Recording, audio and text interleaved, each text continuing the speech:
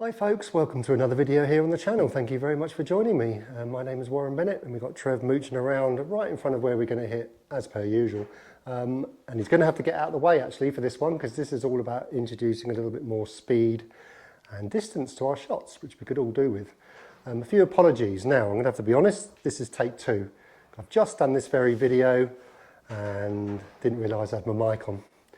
So I was going to have the flight scope up and running because it's all about distance and creating more distance and showing you that. But the iPad hasn't got any juice, it's just run out and I haven't got my charger.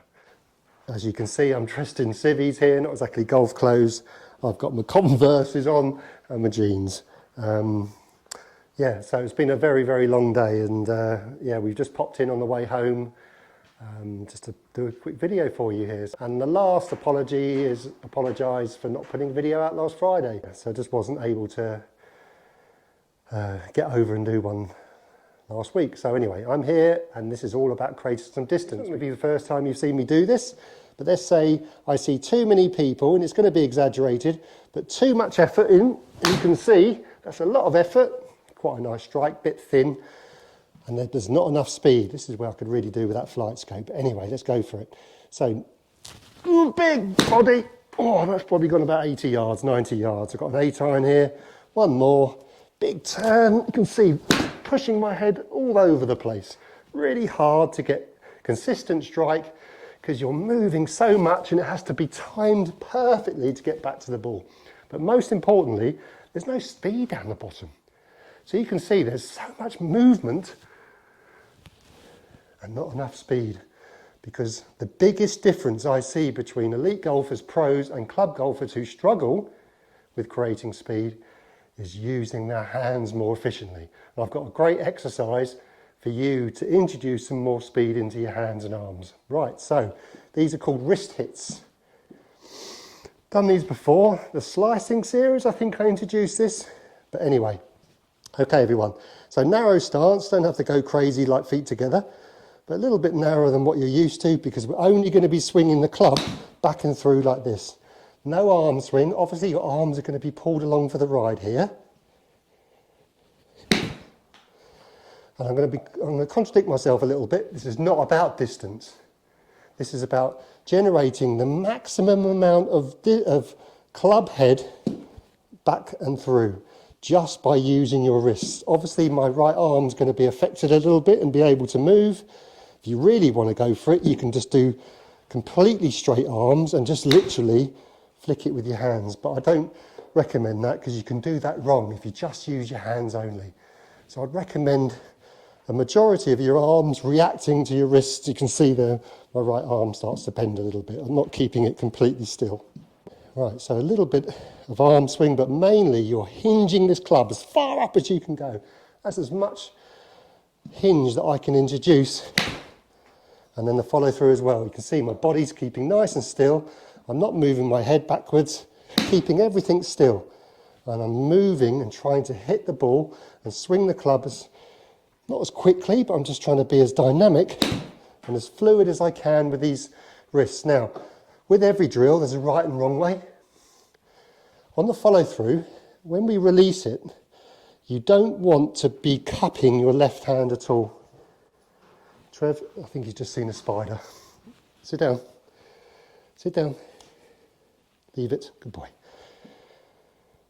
Right, so what you don't want to do is release it with your right palm facing upwards, and there's some cup, as you can probably see. There's some cup in my left wrist there. If I go towards the camera, you'll be able to see it a little bit more. So you can see there's some cup in my left wrist. You don't want that at all, because that's just going to send the ball up in the air and you're going to flick it. So what you're wanting to do, you're wanting to get your right palm, because I'm right-handed, on the follow through, you want your right palm facing down a little bit, okay?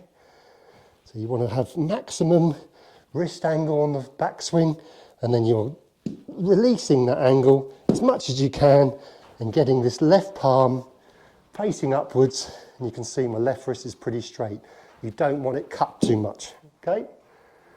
Remember, there's a right and wrong way to release, and you have to keep your left wrist as firm as possible. Just rotating it, remember? Remember that prayer grip that I've shown you before? Remember to hold the tray? You're rolling your hands from basically right palm up to right palm down. Let me show you. So right palm, it won't be up, but it'd be kind of facing you, and then kind of the opposite. So release is that way. You can see my wrist there hasn't buckled under it. And then, so that's exercise number 1. You can do that at home. You can clip the tops of the daisies. John Jacobs, lovely comment. And you're introducing some just nice free wheel of that club head without moving your body, remember. Don't resist moving your body or your head. You're just doing all the motion with your club and your wrists only. Right, so let's introduce a little bit more arm swing to that. So you're still going to do some hinging, but you're going to let the arms swing a little bit further. Allow the arms to go with you, and then you're going to do the same on the follow through. Still going to roll that wrist. Now, if you're not sure, remember about the speed exercises. Let's slow down. So let's really feel like you've got some awareness while you do it. Nice rotation of the hands, remember? Education, I call it, of the hands. So you can introduce a bit of hinge, quite a lot away from the ball, nice and smooth, but a bit of arm swing to go with it to get pulled along for the ride. Now I can feel a bit more compression down there without having to do a lot of movement yet. So I'm not advocating total hands only, but remember, people who have too much body, they need to feel a lot with their hands and arms. So it's all about that blend of those 3 ingredients. Remember, leg, body, arms and hands. There we go. So you can see I haven't moved yet. Head stays nice and still. Body is starting to get pulled along for the ride now. You can see there's going to be a little bit of shoulder movement now because I'm introducing a bit more length in my arms. Release. You can see my right hand's that way now. It's not pointing up. I'm not flicking it, scooping it. And then from there you can move onto a little bit more longer swing. So still going to be hinging it. A lot of movement of the club head early from away from the ball. But now we can introduce that little bit of coil which we need with our swing. And let your body respond to the hinge and the arm swing. And then release it. Now obviously for my fault, I don't really need this because I kind of do it too much anyway, left to my own devices. So I need to kind of work on pivot rotation and pivot release with my body.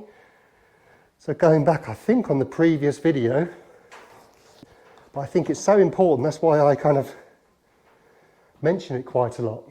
Different types of release. This exercise is for someone who hasn't got arm and hand release. They have too much body release and body rotation. Personally, myself, this isn't very good for me because I'll start drawing it too much. So this is a great one for someone who doesn't slice it. Start again. This is a great one for someone who slices it because it's going to start introducing that right to left spin. And this is how you do it. Kind of get your arms and get your hands and then start looking a little bit more handsy and armsy through the shot like that. So keeping nice and still, everyone. You don't have to move around. It's the wrong concept to be able to feel like you're really moving around too much to generate that speed. Yes, you have to have a little bit of lateral motion, no question about it. But remember, all dial it back to your fault. If you're that person who has too much body rotation, over the top too much, introduce some hands and arm swing, introduce some wrist hits. Remember, this is the biggest difference between elite golfers and club golfers. There's one thing I would love to give to club golfers, it's this. Get some hands and arms and introduce that into your golf swing more. Hands and arms, bring it back.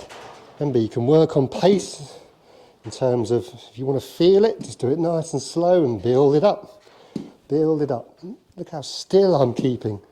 No movement at all. All I'm doing is letting my arms, my elbows fold a little bit either side of the ball, but mainly I'm feeling this hinging. I'm pointing the club up as much as I can. That's about as far as my wrist will allow it. And then I'm allowing this thing to drop. Wrist hits, everyone. Great to do in the net, great to do at home, great to do away from the golf course. So when you get on the course, you just hit it because you don't want to go out there and start lashing at it and start moving and start doing too much with your hands and arms. This is to introduce and to layer into your normal golf swing. Right, so I hope you enjoyed the video. Thank you very much for stopping by. If you like this type of content, please like and subscribe. If you have already, thank you so much. Loving where the channel is going at the moment. Loving doing these videos for you. Okay, everyone, so lovely to have you along for another one. Have a great golfing week, and I'll see you next week. Cheerio.